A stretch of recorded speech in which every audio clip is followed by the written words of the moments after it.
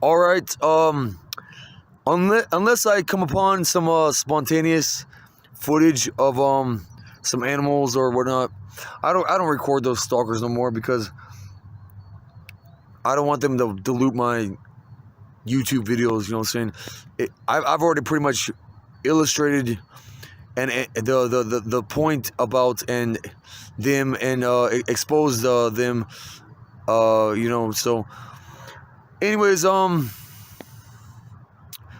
now one time when I was in Denver just recently, this was like back in like 2019, 2020, somewhere around there, and when I got paid my disability check, and mind you, in this area where I was staying in a homeless shelter, I got a very strong sense of deja vu, which is totally far away from where I was born, Kansas. You know what I'm saying? And I never really experienced deja vu, I don't think, before that area in time. But when I got paid around that time from my disability check, I checked into a really nice, not motel, but hotel, for about, I would say, a good 3 or 4 days. And it cost about like $185 a day to stay there. This is a hotel where the doors are facing towards the inside of the building. A motel's doors are facing towards the outside of the building. A hotel's doors are facing towards the inside of the building. And so you have to get a key. You have to have a key to get inside the building, let alone inside your or anybody else's room. Okay. So remember what I was telling you guys about in other videos or so about synchronicities. I've experienced synchronicities with time, money, events, any combination of those mixed together. And I can remember after I checked into that hotel, I made a trip to Walgreens. I bought a few items. And I kept the receipt for that. And then I went more downtown, or more to a different part of downtown. I asked this one dude in a wheelchair where the nearest marijuana dispensary was at, and I think he said it was on some street called I think Wazoo Street. It started with a W, and he said there's one marijuana dispensary on both sides of this aisle here that we're in now.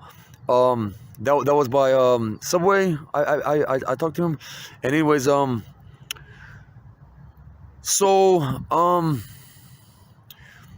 I settled on this one dispensary, and I buy 2 strains combined into 1/8 of an ounce of marijuana, and I bought glass chillum pipe, which was the brand called White Rhino. I bought like a 1 or 2 cigarette lighters, and I think that was it. And this equaled exactly $49 dollars on the dot. Okay. So then when I go back to my hotel room, it is like it's about like 3 minutes before 3 p.m. Not 3 a.m. but 3 p.m. And the clock in my room is about like a minute or 2 off from the actual time. And so that was a synchronicity. The synchronicity on the receipt for when I went to Walgreens said like 227. That was a synchronicity. The battery power on my phone says 33%. That was a sign from above and a synchronicity. And I'm flipping through the TV stations with the TV remote, and it's the very first thing that I settled on watching was the it was either a movie. No. It was a show called Star Trek. There's Star Trek the movie, and then there's a Star Trek the series of shows, and this episode was called Half-Life. Now, before this time and place, when I was in Humboldt County, California, not Mendocino County, California, where you can only grow 25 marijuana plants for medicinal use. This was just north of there. Not in Eureka, but just north of there, around that muddy bay called Arcata, California, in Humboldt County, where you can grow 99 marijuana plants for medicinal use if you grow it outdoors. On a cultural level, as long as if you ever got busted for growing more than 99 plants for medicinal use, as long as you did not have any evidence that you were selling marijuana, all they would do is just cut down your plants and seize all your marijuana plants, and that's it. And there's no, on the cultural level there, as far as I realize, there's no limit on how many plants you can grow. I know when I was in Riverside County, California, I've heard of motherfuckers growing like 500 marijuana plants. I read in the newspaper in Humboldt County that this one dude, he was growing like 500 marijuana plants in like a warehouse. And these two Mexicans that were working for him, he didn't like their work or something about them, and he got mad at those Mexican workers, and they took off into the forest, which was probably the redwood forest, and he came after them with a gun, and I think that's what got him busted, and that's how I was able to read about him in the newspaper. But anyways, when I was going to the homeless shelter there in Arcata, California, Humboldt County, California, the Emerald Triangle, they would pick us up from the city, or the Greyhound. It's the Greyhound bus stop, which also is the main city bus stop for Arcata, and they openly talk about doing pot, growing pot, selling pot. You know what I'm saying? They marijuana is more mainstream there than actually cigarettes, and they be smoking pot at the bus station.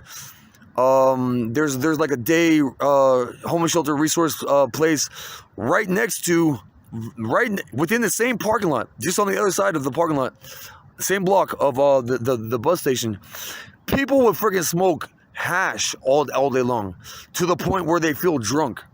Okay, but one time when I was riding this van, either to or from the homeless shelter,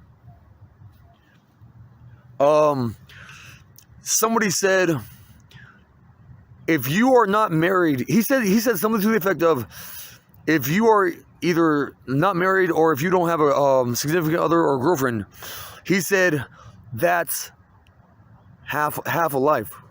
Okay. And I'm getting goosebumps just mentioning this, but then going back to that other scene in the soap opera, when I'm at the hotel room, I see all these numerous synchronicities. I finally settle on a show to watch, which is called Star Trek, and it's called Half a Life. Okay. And this is the first time I've seen the intro of this show, and it goes, Lord help me to remember, something at least to this effect.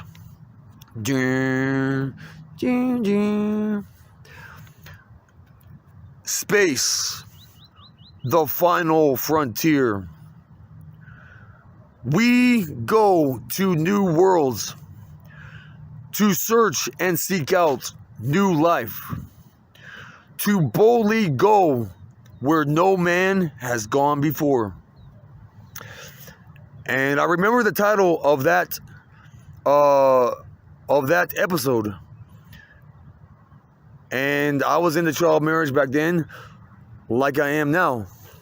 And I know exactly the sign, there was multiple signs from above that was given to me within just that one out of numerous, multiple times and places, until I finally understood what my callings were to do within my mission on this planet, as the book called Signs or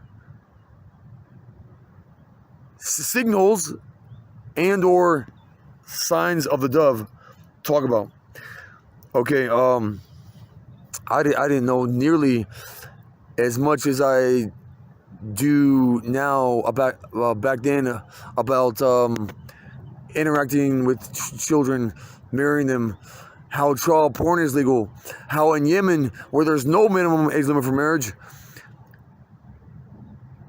if you want to see what's registered there, I seen this one YouTube video talking about how almost every single last person in Yemen is armed to the teeth with at least 3 firearms and a knife in their belt.